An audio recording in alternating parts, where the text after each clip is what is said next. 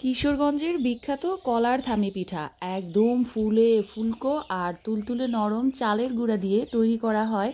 আর রেসিপিটা পানির মতো ইজি। প্রিয় দর্শক, আসসালামু আলাইকুম। আমি নীরা চলে এসেছি আপনাদের সাথে আর একটা মজাদার কিন্তু সহজভাবে তৈরি একটা পিঠার রেসিপি শেয়ার করতে।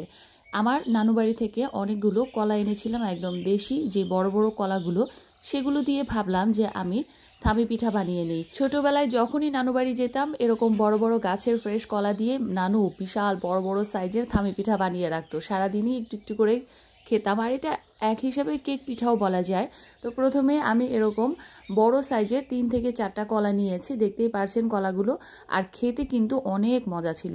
তো যেহেতু বেশি পেকে গিয়েছে কলা, যেই সাইড দিয়ে একটু কালো কালো হয়ে গিয়েছিল, আমি ওগুলো ফেলে দিচ্ছি। এখন একটা কাঁটা চামচের সাহায্যে কলাটাকে খুব ভালোভাবে ম্যাশ করে নিতে হবে। আপনারা কিন্তু চাইলে এই কাজটা হাতের সাহায্যেও করতে পারেন। কলাগুলোকে ভালোভাবে কষলে নেওয়ার পরও আমি খেয়াল করছিলাম যে এই যে একটু দানা দানা রয়ে গিয়েছে। এখন আমি একটা হ্যান্ড বিটার দিয়ে এটাকে একটা স্মুথ ব্যাটার তৈরি করে নিব। আচ্ছা, এর আগে আমি কি করছি, পাতিলে এই যে কি পরিমাণ পানি দিয়েছি দেখতে পাচ্ছেন, যে অর্ধেকের থেকেও কম পানি দিয়ে এইভাবে একটা পরিষ্কার সাদা কাপড় দিয়ে একটা দড়ির সাহায্যে আগে মুখটা বেঁধে নিব। এইটা হচ্ছে কলা পিঠার মেইন যেই প্রস্তুতি, সেটা আগে এই পাতিলটা তৈরি করে রাখলে সহজ হয়, পরবর্তীতে পিঠার ডোটা বানিয়ে সহজেই একদম পিঠাটা সেট করা যায়।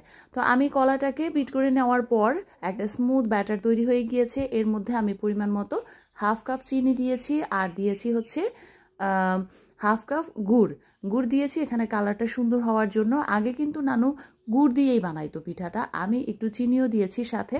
এরপর দিয়ে দিচ্ছি 3 কাপ শুকনো চালের গুঁড়া। আপনারা চাইলে কিন্তু এখানে ভেজা চালের গুঁড়াও ব্যবহার করতে পারেন। পরিমাণ মতো লবণ আর 1 চা চামচ বেকিং পাউডার। এখন সবগুলো উপকরণ খুব ভালোভাবে মিশিয়ে নিতে হবে, আর একটু একটু করে পানি অ্যাড করতে হবে, যেহেতু আমার এই ডোটা বেশ টাইট মনে হচ্ছে।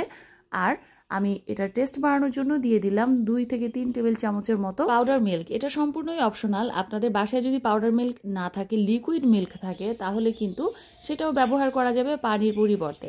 আমি পানি দেওয়ার পর এই যে এরকম একটা ঘনত্বের ব্যাটার তৈরি করেছি। খুব বেশি পাতলাও হবে না, আবার একদম ঘনও হবে না, মোটামুটি একটা ব্যাটার। আপনারা দেখতেই পাচ্ছেন এটার কনসিস্টেন্সি কীরকম হয়েছে। এখন আমি ওই পাতিলের উপরে এটা খুব সাবধানে ঢেলে দিতে হবে। পাতিলের উপর যেই সুতি কাপড়টা বেঁধে নিয়েছি সেটা কিন্তু খুব টাইটভাবে আটসাটভাবেই বেঁধে নিলে সুবিধা হবে আপনার পিঠা বানাতে, তাহলে পিঠাটা ভিতরের দিকে চলে যাবে না।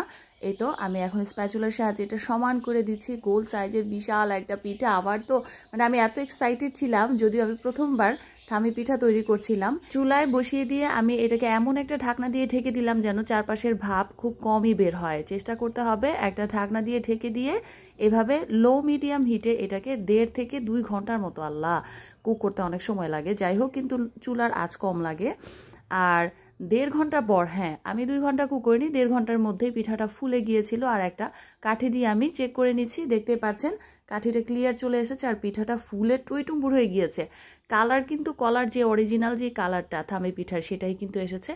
আমি তো খুবই খুশি হয়ে গিয়েছিলাম। মাশাআল্লাহ, আলহামদুলিল্লাহ, আমার কলা পিঠা বা থামি পিঠাটা কিন্তু পারফেক্ট হয়েছে, আর একদম মাঝখান দিয়ে ফুলে গিয়েছিল। এখন আমি এটা নিচের দিকটা আপনাদের দেখিয়ে দিচ্ছি কত সুন্দর করে পাতিল থেকে, ওই যে কাপড় থেকে উঠে গিয়েছে।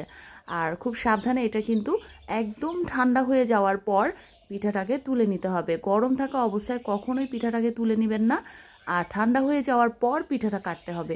এই বিষয়টা কিন্তু একটু মাথায় রাখতে হবে। এই তো তৈরি হয়ে গেল আমার কলার থামি পিঠা, আর পুরোনো দিনের নানি দাদিদের ঐতিহ্যবাহী এই পিঠা। দেখতেই পাচ্ছেন ভেতরটায় কতটা পারফেক্টভাবে কুক হয়েছে। আমি চেক করে নিচ্ছিলাম, আর আমি কিন্তু একদম ঠান্ডা করে তারপর পিঠাগুলো কেটে নিচ্ছিলাম। খাওয়ার সময় কলা, দুধের সুঘ্রাণ আর চালের গুঁড়া দিয়ে এত ইজিভাবে এরকম একটা পিঠা তৈরি, আপনারাও কিন্তু বাসায় ট্রাই করে দেখতে পারেন। তাহলে আজকের রেসিপিটা এই পর্যন্তই। আল্লাহ হাফিজ।